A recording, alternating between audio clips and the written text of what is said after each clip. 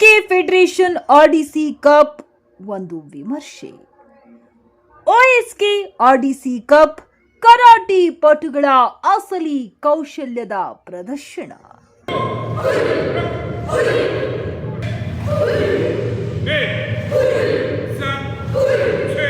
ನಮಸ್ಕಾರ martial arts ಅಭಿಮಾನಿಗಳೇ. ಪ್ರತಿ ವರ್ಷ ಗಣರಾಜ್ಯೋತ್ಸವದ ಸಂಭ್ರಮದಲ್ಲಿ ಸಮರ ಕಲೆಗಳ ಹಬ್ಬವನ್ನೇ ಸೃಷ್ಟಿಸುವ OSK ಫೆಡರೇಷನ್ ಆಫ್ ಇಂಡಿಯಾದ ಆರ್ಡಿಸಿ ಕಪ್ ಬಗ್ಗೆ ನಿಮಗೆ ಗೊತ್ತೇ ಇರುತ್ತೆ. ಈ ಬಾರಿಯ ಪಂದ್ಯಾವಳಿ ಹೇಗಿತ್ತು, ಯಾರೆಲ್ಲ ಮಿಂಚಿದ್ರು, ಇಲ್ಲಿದೆ ಕಂಪ್ಲೀಟ್ ರಿವ್ಯೂ.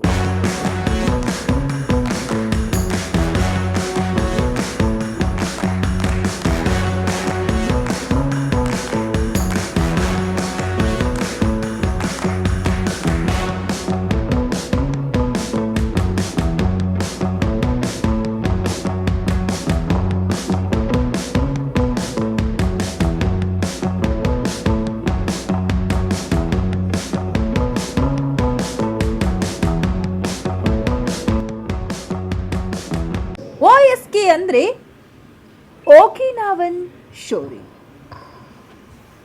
ರ್ಯೂ ಕರಾಟೆ ಡೋ. ಭಾರತದಲ್ಲಿ ಈ ಕಲೆಗೆ ಒಂದು ಭದ್ರ ಬುನಾದಿ ಹಾಕಿಕೊಟ್ಟಿದ್ದೇ ಈ ಫೆಡರೇಷನ್. ಪ್ರತಿ ವರ್ಷ ಚಾಲಕರ ದಿನ ಅಥವಾ ಗಣರಾಜ್ಯೋತ್ಸವದ ಸಂದರ್ಭದಲ್ಲಿ ನಡೆಯುವ ಈ ಆರ್ಡಿಸಿ ಕಪ್ ಕೇವಲ ಒಂದು ಪಂದ್ಯಾವಳಿಯಲ್ಲ, ಇದು ಕ್ರೀಡಾಪಟುಗಳ ಶಿಸ್ತು, ವೇಗ ಮತ್ತು ತಾಳ್ಮೆಗೆ ಹೊರೆಹಚ್ಚುವ ಪರೀಕ್ಷೆ.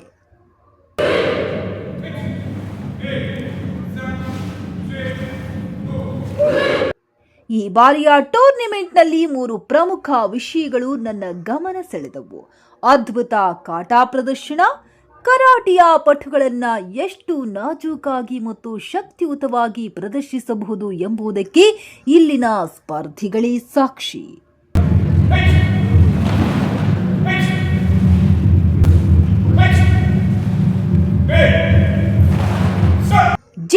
ಜಿದ್ದಿನ ಕುಮಿಟಿ ಅಥವಾ ಫೈಟಿಂಗ್ ವಿಭಾಗದಲ್ಲಿ ಪ್ರತಿಯೊಂದು ಸೆಕೆಂಡ್ ಕೂಡ ಇಂಪಾರ್ಟೆಂಟ್ ಆಗಿತ್ತು. ಪಾಯಿಂಟ್ ಗಳಿಸಲು ಸ್ಪರ್ಧಿಗಳು ತೋರಿದ ಚಾಕಚಕ್ಯತೆ ಅಪ್ರತಿಮ. ಶಿಸ್ತು ಮತ್ತು ಸಂಪ್ರದಾಯ. ನಮಸ್ಕಾರ ಮಾಡುವುದರಿಂದ ಹಿಡಿದು ಮ್ಯಾಟ್ ಮೇಲಿನ ವರ್ತನೆಯವರೆಗೂ ಕರಾಟೆಯ ಸಾಂಪ್ರದಾಯಿಕ ಮೌಲ್ಯಗಳನ್ನು ಇಲ್ಲಿ ಕಟ್ಟುನಿಟ್ಟಾಗಿ ಪಾಲಿಸಲಾಗಿತ್ತು.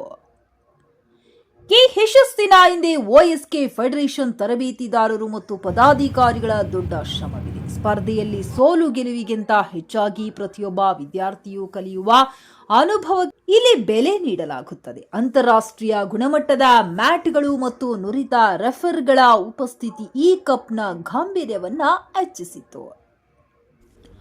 ಈ ಯಶಸ್ಸಿನ ಹಿಂದೆ OSK ಫೆಡರೇಷನ್ನ ತರಬೇತಿದಾರರು ಮತ್ತು ಪದಾಧಿಕಾರಿಗಳ ದೊಡ್ಡ ಶ್ರಮವಿದೆ. ಸ್ಪರ್ಧೆಯಲ್ಲಿ ಸೋಲು ಗೆಲುವಿಗಿಂತ ಹೆಚ್ಚಾಗಿ ಪ್ರತಿಯೊಬ್ಬ ವಿದ್ಯಾರ್ಥಿಯು ಕಲಿಯುವ ಅನುಭವಕ್ಕೆ ಇಲ್ಲಿ ಬೆಲೆ ನೀಡಲಾಗುತ್ತದೆ. ಅಂತಾರಾಷ್ಟ್ರೀಯ ಗುಣಮಟ್ಟದ ಮ್ಯಾಟ್ಗಳು ಮತ್ತು ನುರಿತ ರೆಫರಿಗಳ ಉಪಸ್ಥಿತಿ ಈ ಕಪ್ನ ಗಾಂಭೀರ್ಯವನ್ನ ಹೆಚ್ಚಿಸಿತು.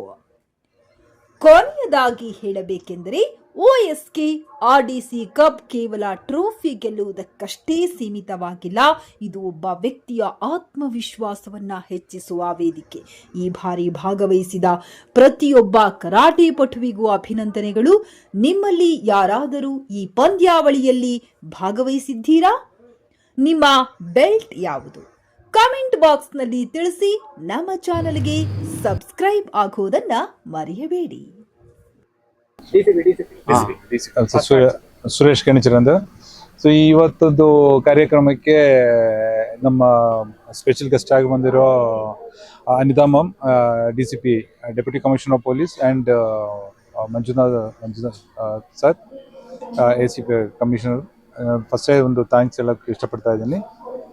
ಈ ಥರ ಒಂದು ಈವೆಂಟ್ ನಾವು ಆರ್ಗನೈಸ್ ಮಾಡಿರೋದ್ರಿಂದ ಮುಖ್ಯ ಉದ್ದೇಶ ಏನಂದರೆ ಮಕ್ಕಳಿಗೆ ಒಂದು ಎಕ್ಸ್ಪೋಷರ್ ಆಗಲಿ ಕರಾಟೆಯಲ್ಲಿ. ಆಮೇಲೆ ಹೀಗೆ ಇತ್ತೀಚೆಗೆ ನಡೆದಿರೋ ಎಲ್ಲ ಈ ಥರ ಇನ್ಸಿಡೆಂಟ್ಗಳನ್ನು ಅವ್ರಿಗೆ ಓವರ್ಕಮ್ ಮಾಡೋದಕ್ಕೆ ಒಂದು ಟ್ಯಾಲೆಂಟನ್ನೇ ಇನ್ಬಿಲ್ಟ್ ಮಾಡಬೇಕು ಅಂದರೆ ನಾವು ತುಂಬ ಅರೌಂಡ್ 32 ಇಯರ್ಸಿಂದು 34 ಇಯರ್ಸಿಂದ ನಾವು teaching OSK federation of India one of the largest organisation teach ಮಾಡ್ತಾ ಇದೆ. ಇಲ್ಲಿ ನೀವು ನೋಡಿರ್ಬೋದು, ಎಲ್ಲ ಇವರೆಲ್ಲ ಚಿಕ್ಕ ವಯಸ್ಸಿಂದ ಎಲ್ಲ ಎಲ್ಲರೂ ಜಾಯ್ನ್ ಮಾಡಿರೋದು second standard third standard join ಮಾಡಿರೋರು ನನ್ನ ಜೊತೆ ಇರೋರು ಎಲ್ಲರೂ.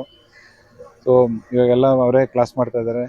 ಇದು ಮೇನ್ ರೀಸನ್ ಈ ಥರ ಒಂದು ಕಾಂಪಿಟೇಷನ್ ಮಾಡೋದೇನಿದೆ, ಸೊ ಅವರಲ್ಲಿರೋ ಈಚ್ ಆ್ಯಂಡ್ ಎವ್ರಿ ಚೈಲ್ಡಲ್ಲಿ ಒಂದು ಇದು ಇವತ್ತದು ಎಸ್ಪೆಷಲಿ ಸ್ಕೂಲ್ ಕಿಡ್ಸ್ ಓರಿಯೆಂಟೆಡ್ ಆಗಿರೋ ಒಂದು ಈವೆಂಟ್ ಇದು. ಅಂದರೆ ಸೆಕೆಂಡ್ ಸ್ಟ್ಯಾಂಡರ್ಡ್ ಫಸ್ಟ್ ಸ್ಟ್ಯಾಂಡರ್ಡ್ ಇರೋದು 9th ಸ್ಟ್ಯಾಂಡರ್ಡ್ 10th ಸ್ಟ್ಯಾಂಡರ್ಡ್ ತನಕ ಇರೋ ಸ್ಟೂಡೆಂಟ್ಸಿಗೆ ಇವತ್ತೊಂದು ಸ್ಪೆಷಲ್ ಈವೆಂಟ್ ಆರ್ಗನೈಸ್ ಮಾಡಿರೋದು, ಒಂದು ನ್ಯಾಷನಲ್ ಕರಾಟೆ ಚಾಂಪಿಯನ್ಶಿಪ್ ಆರ್ಗನೈಸ್ ಮಾಡೋದು. ಎಸ್ಪೆಷಲಿ ಸ್ಕೂಲ್ ಕಿಡ್ಸ್ನ ಮೇನ್ಲಿ ಇನ್ವಾಲ್ವ್ ಮಾಡಿಸ್ಕೊಂಡು ಆರ್ಗನೈಸ್ ಮಾಡಿರೋದು. ನಾಳೆ ಸೇಮ್ ಇದೆ ಕಾಂಪಿಟೇಷನ್. ನಮ್ಮ ಪ್ರೊಫೆಷನಲ್ ಕರಾಟೆ ಸ್ಟೂಡೆಂಟ್ಸ್ ವರ್ಲ್ಡ್ ಚಾಂಪಿಯನ್ಶಿಪ್ಪಲ್ಲಿ ಅಟೆಂಡ್ ಮಾಡಿರೋ ಸ್ಟೂಡೆಂಟ್ಸ್ ಇದ್ದಾರೆ. ಜಪಾನ್ ಲಾಸ್ಟ್ 2024 ವರ್ಲ್ಡ್ ಚಾಂಪಿಯನ್ಶಿಪ್ಪಲ್ಲಿ ಅಟೆಂಡ್ ಮಾಡಿ 8th ರ್ಯಾಂಕಲ್ಲೂ 16th ರ್ಯಾಂಕಲ್ಲೆಲ್ಲ ಬಂದ ಸ್ಟೂಡೆಂಟ್ಸ್ ನಾಳೆ ಕಾಂಪಿಟೇಷನ್ ಪಾರ್ಟಿಸಿಪೇಟ್ ಮಾಡ್ತಾ ಇದ್ದಾರೆ. ನಾಳೆ around 800 participants we are expecting. And ಇವತ್ತು ಅರೌಂಡ್ 400 to 450 to 500 ಪಾರ್ಟಿಸಿಪೆಂಟ್ಸ್ ಇವತ್ತು ಅಟೆಂಡ್ ಮಾಡಿದ್ದಾರೆ ಕಾಂಪಿಟೇಷನ್ಸ್. ಸರ್ ಇದು ಈಗ ನಡೀತಾ ಇರೋ ಈವೆಂಟ್ಸ್ ಒಂದು national karate championship, all India karate championship. So different places participants ಇದ್ದಾರೆ. ಮೋರ್ ದನ್ ಅದೇ ಇದು ಇವತ್ತದು ಮೇನ್ ಇದು ಏನಂದರೆ ನಮ್ಮ ಸ್ಟೇಟಲ್ಲಿರೋ ಡಿಫ್ರೆಂಟ್ ಆಗಿ ಪ್ಲೇಸಸ್ ಇದು ಸ್ಕೂಲ್ಸ್ನೇ ಓರಿಯೆಂಟೆಡ್ ಆಗಿ ಒಂದು ಕಾಂಪಿಟೇಷನ್ ಆರ್ಗನೈಸ್ ಮಾಡಿರೋದು ಇದು. ಸರ್ ಕ್ಯಾಟಗರೀಸ್ ನಿಮಗೆ ಅಂದರೆ ಇವ್ರದ್ದು ವೆಯ್ಟ್ ಕ್ಯಾಟಗರೀಸ್ ಬರುತ್ತೆ, ಒಂದು ವೆಯ್ಟ್ ಬರುತ್ತೆ, ಒಂದು ಏಜ್ ಬರುತ್ತೆ, ಆಮೇಲೆ ಅವ್ರದ್ದು ಜೆಂಡರ್ ಬೆಲ್ಟ್ ಕ್ಯಾಟಗರೀಸ್ನ ಬೇಸ್ ಮಾಡ್ಕೊಂಡು ಮಾಡಿರೋದು.